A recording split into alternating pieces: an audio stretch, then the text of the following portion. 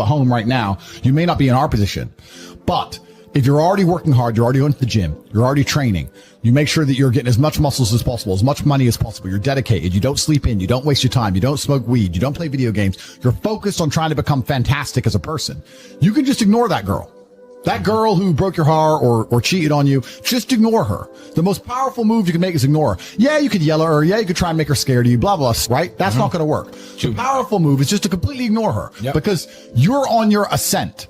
She is likely on her descent. She likely has no intention of improving herself, no intention of becoming richer, no intention of becoming better looking. Time is against her. As she gets older, she's going to lose her looks. You're going to continue your ascent, and she's going to have to watch you for the rest of her life be the man that she could have been with that she's no longer good enough for. The best thing you can do is simply ignore her. That is the powerful move. When someone emails me and says, "This has happened to me," I'm like, good. No, what do you mean good? It's terrible. How else are you going to become important? How else are you going to find endless fire to get up and struggle in the face of the competition that's out here in the world? How else are you're going to do all that with a nice, cushy life? If any man's honest with himself, think about the biggest transformative stages in your life. Think about the times you got the most work done. It was a bad part of your life.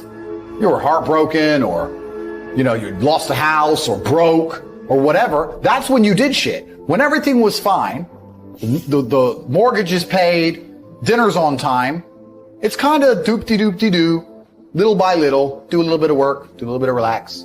But the big events come from trauma. This is it. So it's a cheat code. It's a cheat code to climb the mountain. So when I get a message from whoever and he goes, "My wife left me, I'm devastated," I say, I understand. I completely understand how hard it can be to lose a woman that you've given your entire life to. And you've done so many nice things.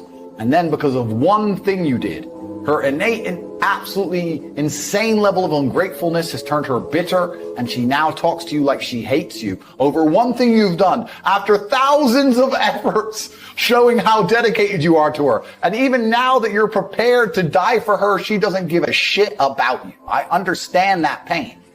But my answer is, good. It's still good. Now take all of that pain, instead of emailing me, do this. And then you're going to become the kind of person that women don't leave. Then you win. Heartbreak is the most fantastic motivator on the planet. When a lot of men message me and say they're heartbroken, I think that is the most fantastic mindset to be in to achieve things. Because there is that degree of revenge, and there is that degree of vengeance, and that can only be achieved through being so successful, so monumentally important that she can't forgive you.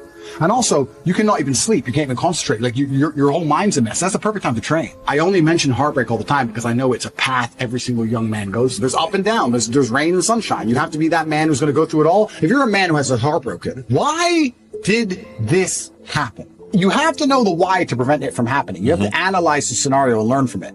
When you look at your bad or your previous relationships with women that went wrong, you can sit there and go, okay, this all went wrong. What has she taught me? She taught me that I'm emotionally affectable. She taught me that if she ignores me, she gets more attention than if she's nice to me. You have to sit there and analyze all the lessons, and you have to implement them. It's the same with absolutely everything. As a man, you have to be accountable for absolutely everything. Every single thing that happens is your fault. You made her leave you. You did. Whether you like it or not, you are the reason she became so cold. You are the reason she doesn't listen anymore. You are the reason she's so arrogant all of a sudden. You are. You may not have identified why yet, but if you identify why, then you get into your next relationship healed and understanding what you did wrong and learn from it. That's what you have to do. But most of these men don't want the self-accountability, and they want to blame the women. You have to blame yourself. I actually truly believe that women in their hearts, unless they're completely corrupted by society, women just want to love and be loved and feel safe. That's what they want. They want a man that they can look at and they truly know he makes the decisions and I trust him to make the decisions and I love him for that and I respect him for that. That's what they truly want. When a woman starts turning on you, it's usually because she doesn't trust you for some reason. She doesn't trust your judgment. If she starts to doubt your judgment, how can she truly love you? You're the protector. You're the provider. If a woman's gone cold on you, you have to sit there and go, okay, she doesn't trust my judgment. What have I done that made her doubt me? It's not her fault. It's your fault. Every single time a woman leaves you as a man, it is your fault. Always. Even if a richer, more successful, more alpha man stole her from you, it's still your fault because you need to be like him. It's always 100% your fault. First things first is that going through a breakup sucks.